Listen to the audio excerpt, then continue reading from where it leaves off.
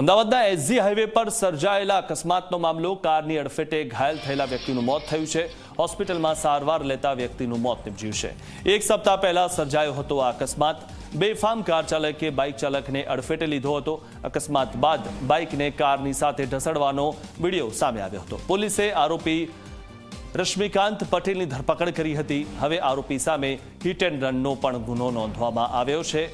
ત્યારે માનવ વધનો પણ ગુનો આમાં નોંધાવવો જોઈએ, કારણ કે જે રીતે આ બાઇક જે છે તે કારમાં ફસાઈ ગયું હતું અને ત્યારબાદ પણ આ કાર ચાલકે કાર રોકી નહોતી અને તે બાઇક ચાલકને ઢસડ્યો હતો। આખરે બાઇક ચાલકનું મોત થયું છે। એક અઠવાડિયા પહેલાનો આ જે વિડીયો છે તે સામે આવેલો છે અને આ જે કાર ચાલક છે તેના પર હવે હિટ એન્ડ રનનો પણ ગુનો લાગ્યો છે। કારની અડફેટે ઘાયલ થયેલા વ્યક્તિનું મોત થયું છે।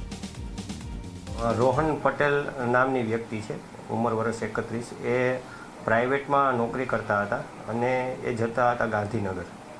અને જે મરણ જનાર છે એ કમલેશભાઈ દેવરાજભાઈ પાનખણિયા છે, એ રહે છે સુરધારા સર્કલ પાસે। એ પોતાના બીપીએલ કંપનીમાં નોકરી કરે છે અને પોતાના ઘરે જતા હતા। એ દરમિયાન આ અકસ્માત થયો।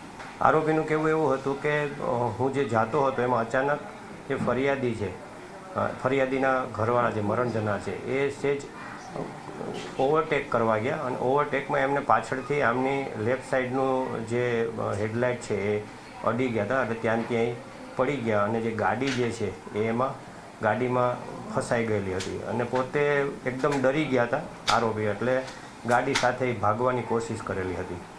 જે સમયે ભાગવાની કોશિશ કરેલી હતી એટલે જે તે સમયે એફઆઈઆર દાખલ કરવામાં આવી ત્યારે એમને જે ભાગી જતા હોય છે એમની કલમ 134B નો પણ ઉમેરો કરવામાં આવેલો છે।